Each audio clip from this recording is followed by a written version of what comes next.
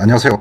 5분 트윗 시작하겠습니다. 오늘은 북미 대화 관심, 빅딜 원하지만 리비아식은 아니야 라는 주제로 방송을 하도록 하겠습니다.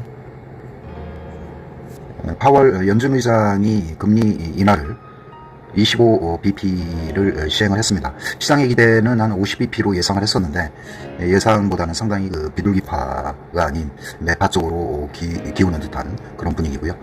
이러한 그 매파적인 분위기에 따라서 그 트럼프의 그 금리 인하를 통한 경기 부양의 효과, 그다음에 중국하고 유럽과의 어떤 그 환율 전쟁에서 다소 무기를 잃어버린 듯한 뭐 그런 뉘앙스의 반응을 지금 보이고 있고요.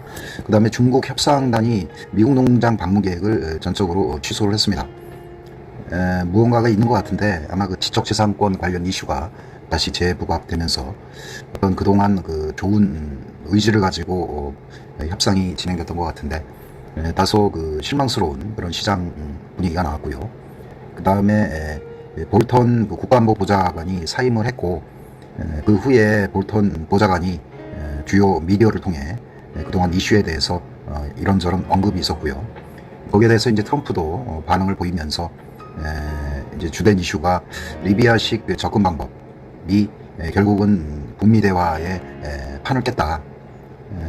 볼턴이 일단 리비아식 접근 방법을 주장을 했던 것 같고 북한은 거의 뭐 알레르기 반응을 보이면서 북미 협상이 지연되는데 직접적인 영향을 끼쳤다라는 그런 이야기가 있었습니다. 지금 이란과의 그 미국과의 관계가 상당히 악화 일로를 겪고 있는데요.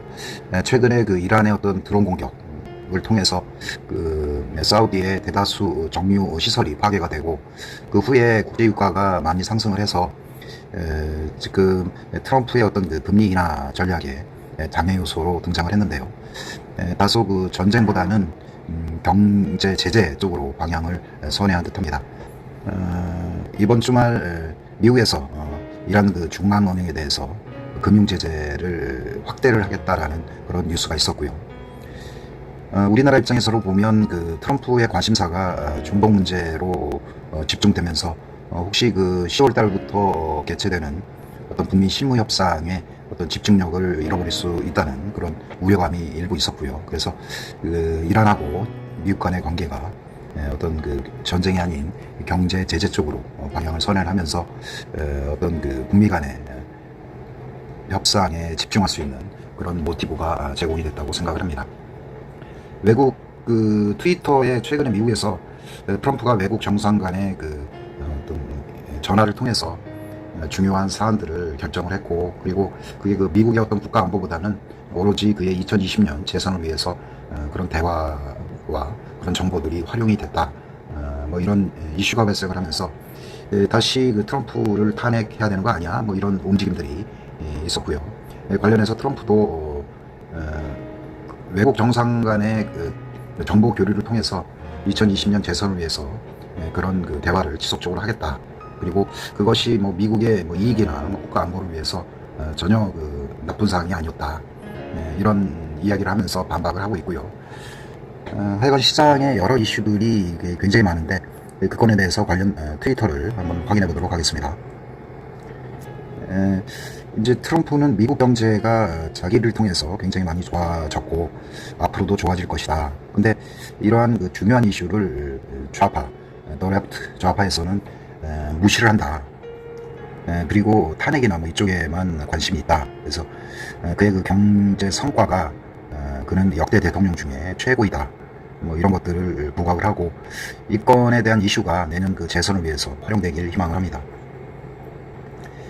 중요한 시기에 이제 환율 전쟁을 통해서 우리가 그 미국이 어떤 그 중요한 카드를 가져야 된다 이렇게 주장을 하는데 연준이 도와주지를 않고 있습니다. 그래서 이번에도 뭐 25bp 인하를 했지만 추후로 뭐 경기가 나빠져야 금리 인하를 하겠다라는 파월 의장의 이야기가 있었고 그래서 그 이런 금리 인하 이슈가 트럼프한테 지속적으로 어떤 그 방해 요소로 작용을 하고 있는데요. 하여간 그가 생각하는 금리 인하 이슈를 어떻게든 관찰을 시킬 수밖에 없는 그런 입장인 것 같습니다. 연준이 No got, no sense, no vision 그러니까 배짱도 없고 센스도 없고 비전도 없고 단지 그 형편없는 커뮤니케이터, 전달자 역할뿐이 못한다. 그래서 돌맨 이야기를 했고요. 이게 이제 금리가 추세적으로 인하가 안 된다고 하면 이제 뭐 환율 전쟁, 그다음에 어떤 대다수의 미국의 투자자, 그다음에 어떤 부동산이라든가 이런 대출이 있는 미국 국민, 이쪽을 위해서 상당히 좋지 않은 영향을 끼치거든요. 이게 투심으로 연결될 수도 있고, 이 안에는 그의 핵심 지지층인 러스벨트 노동자도 있고, 그래서 이러한 금리 인하를 압박하기 위해서 트럼프가 기타 미중 간의 무역 협상 카드도 활용될 수 있고, 일단은 그런 상황이 일어나면 시장은 출렁거림이 있을 수 있고, 다시 그 S&P가 추가적으로 2,800까지 하락할 수 있는 그런 상황이 연출될 수가 있습니다. 중국 대표단이 갑자기 다음 주에 미국 주요 농장을 방문할 것을 예상을 했었는데, 돌연히 일정을 취소를 하고 서둘러서 중국으로 돌아갔어요. 이야기는 안 하지만 트럼프가 빅딜을 얘기를 했고, 중국에서 당장 하웨이 제재와 그 다음에 미국 대두 라든가 이런 것들에 대한 막교환 형식의 스몰 딜을 단계적으로 시행을 하려고 했는데, 트럼프가 방향을 선회를 했고, 이 빅딜에 대한 이슈가 재부각되면서 이 협상단이 중국으로 되돌아간 걸로 그렇게 보여집니다. 다시 이제 시장은 불안 심리가 강해졌고요. 안전자산 선호 현상으로 회귀하는 그런 분위기가 오늘 마감된 뉴욕 증시에서 목격이 됐습니다.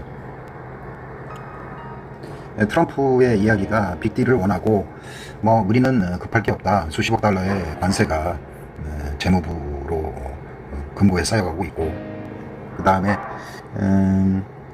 중국이 견디기 작전에 돌입을 한다면 우리는 아쉬울 게 없다 해서 다소 배짱을 내미는 그런 분위기고요. 다음은 이제 핵심 이슈인데, 이제 미중 간의 이제 무역 협상에 대한 그 다음에 북미 대화 간의 어떤 상관관계는 있다고 생각을 하는데, 이게 이제 다른 카드로 활용이 될 수 있는 그런 분위기가 좀 있습니다.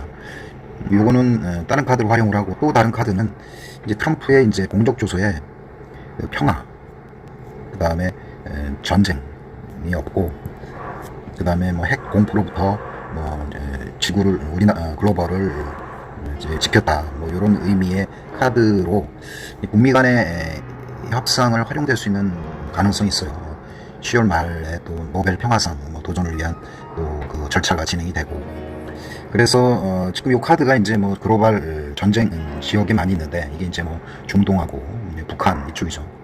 근데 중동은 얼마 전에 사우디 공격으로 일단 방향이 정해졌고, 북한하고의 어떤 핵협상 타결에 대한 그런 기대감이 있을 수 있는 그런 상황이고요. 그리고 이 내용은 이제 우리나라 관리들에 대한 그런 이야기도 되는데, 우리나라에서 어떤 최고위급 어떤 모임이 있었다. 왜냐면 이란 쪽하고 북한 쪽하고 이제 관심이 이란 쪽으로 기울면 이쪽에 이제 소홀해질 수도 있고, 그렇기 때문에 이제 어떤 북미 대화, 실무자 대화, 그리고 있을 수 있는 이제 트럼프와 김정은 간의 대화, 그리고 다음 주에 이제 문재인 대통령이 유엔 총회 연설과 더불어 트럼프와 이제 회담이 있는데, 지금 트럼프의 생각이 어떤 중동으로 집중된다면 이게 이제 북미 협상에 나쁜 결과가 있을 수 있고, 다행히 이제 지난밤에 미국이 미란 중앙은행에 대해서 제재를 가하겠다는 그런 이슈가 있었어요. 그래서 다음 주 유엔 총회에서 다소 북한 문제에 집중할 수 있는 그런 환경이 조성됐다고 생각을 합니다. 계속 이제 오바마에 대한 이야기인데요. 지난번에 이제 오바마 부모하고 트럼프와 만찬을 했어요. 중요한 내용들은 많이 없었는데, 이게 이제 미중 간의 강원 작전 중에 강에 해당되는 그런 행보 아니냐, 시장의 우려도 있었는데, 요거는 오늘 트위터를 보면 워싱턴 타임즈에서 트럼프는 오바마가 오토 원비어를 구출하기 위해서 빠이 행동을 했어야 했다.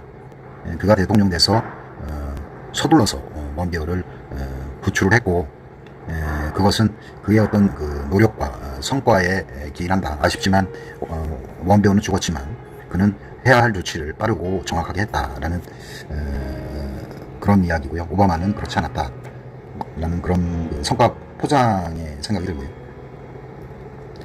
그리고 이게 이제 평화라는 그런 그 모티브에 해당되는 사항인데, 만약에 그 아프가니스탄을 빠르게 그가 끝낼 수 있었다. 만약에 그렇지 않았으면 수백만, 수천만의 사람들이 죽었을 것이다. 그래서 그는 평화주의자고 노벨 평화상을 탈 수가 있다. 뭐 이런 이야기를 하고 있는 듯합니다. 간밤에 그 미중 간의 그 협상단 중국 돌연 출국에 대한 영향으로 그 안전자산 선호현상이 발생을 했습니다. 그래서 공포지수는 증가를 하고, 그 다음에 안전자산 선호현상 금하고 미국 10년물 미국채가 상승을 했고, 달러 지수가 다시 98을 돌파를 했네요. 달러도 이제 안전자산에 속하기 때문에 상승을 한 걸로 이렇게 보여지고요. 트럼프 차트 S&P 500에 대해서 이야기를 하겠는데, 지금 S&P 500이 지금 2992 종가로 마무리가 됐습니다.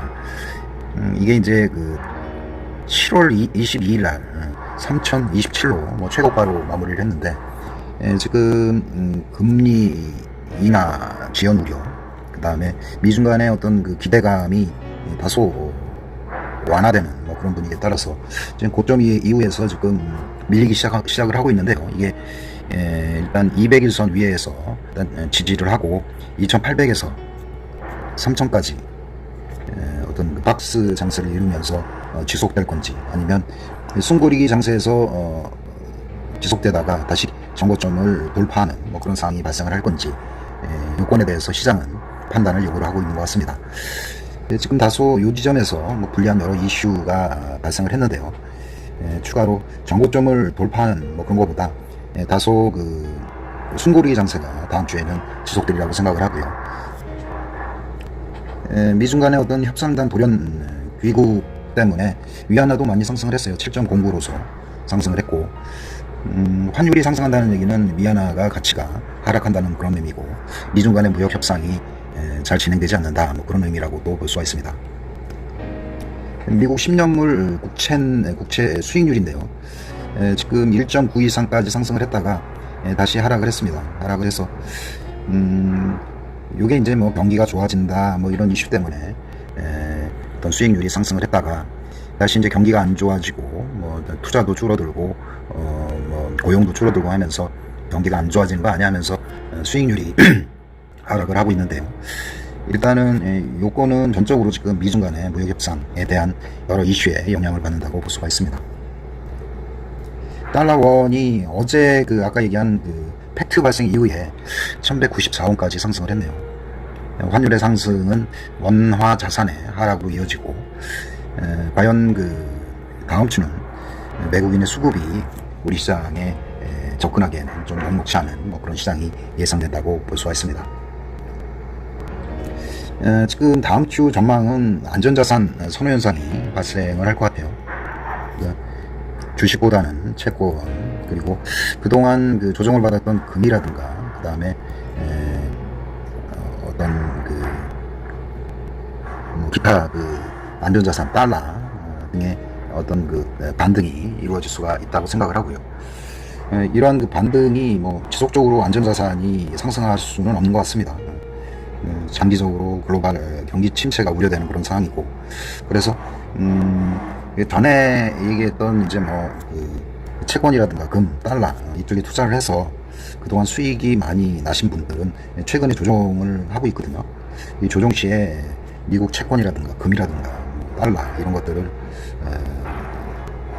것들을 매도를 하고, 그 다음에 뭐 채권이라든가, 그 다음에 그동안 그 조정을 겪었던 이런 것들에 대해서 매수를 할 수 있는 뭐 그런 기회가 될 수 있다고 생각을 합니다. 일단 결론은 트럼프가 쏘아올린 두 가지 중에 금리하고 미중 간의 갈등이 원만하게 진행이 안 되면서 상승 시도에 대한 저항으로 작용을 했다, 이렇게 이해하시면 되고요. 다음 주 초에는 우리 주식 시장에 대한 영향도 받을 수 있고, 그래서 다음 주는 그 대형주 IT라든가 뭐 이런 종목에 대한 조정이 예상이 되고요. 이제 그 코스피 지수라든가 아니면 뭐 삼성전자 관련 그런 종목들은 다음 주말에 조정시마다 좀 매수에 참여하는 것도 뭐 기회가 될 수 있다고 생각을 합니다. 즐거운 하루 되시고요. 감사합니다.